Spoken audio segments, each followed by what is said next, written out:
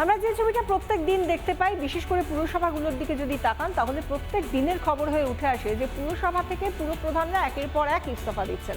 এবারে সেই হিড়িকটায় গা ভাসালেন আরও দুজন, বাঁকুড়ার দুজন পুরপ্রধান, তারাও ইস্তফা দিলেন। বাঁকুড়া জেলায় মূলত তিনটি পুরসভা এলাকা রয়েছে: বাঁকুড়া পুরসভা, বিষ্ণুপুর পুরসভা এবং সোনামুখী পুরসভা।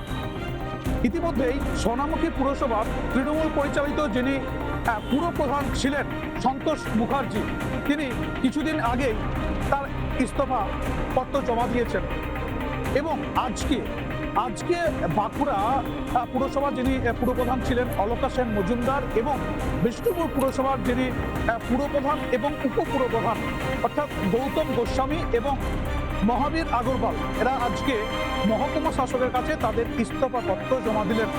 বাঁকুড়া জেলাতে যে তিনটি পুরসভা ছিল, তিনটেই ছিল তৃণমূল পরিচালিত, কিন্তু তৃণমূল পরিচালিত তিনটি পুরসভা হলেও পরবর্তী ক্ষেত্রে আমরা দেখেছি যে লোকসভা ভোট থেকে শুরু করে বিধানসভা ভোট, তিনটি পুরসভাতেই কিন্তু বিজেপির ব্যাপক জয় ছিল।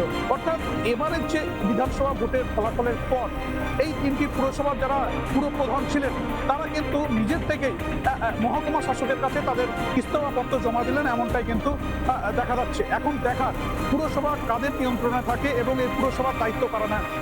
বাঁকুড়া থেকে মৃন্ময় পান, রিপাবলিক বাংলা।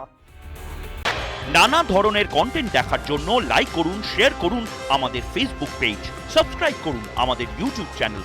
পাশাপাশি অন্যান্য ব্রেকিং নিউজের জন্য অবশ্যই চোখ রাখুন রিপাবলিক বাংলায়।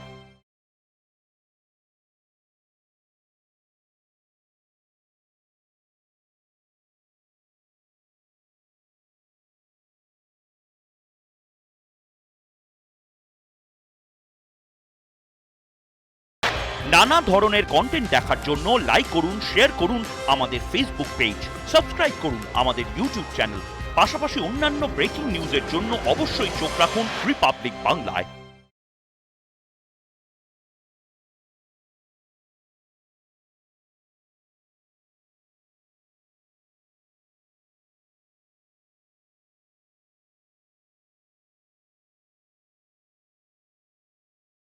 নানা ধরনের কন্টেন্ট দেখার জন্য লাইক করুন, শেয়ার করুন আমাদের ফেসবুক পেজ, সাবস্ক্রাইব করুন আমাদের ইউটিউব চ্যানেল। পাশাপাশি অন্যান্য ব্রেকিং নিউজের জন্য অবশ্যই চোখ রাখুন রিপাবলিক বাংলায়।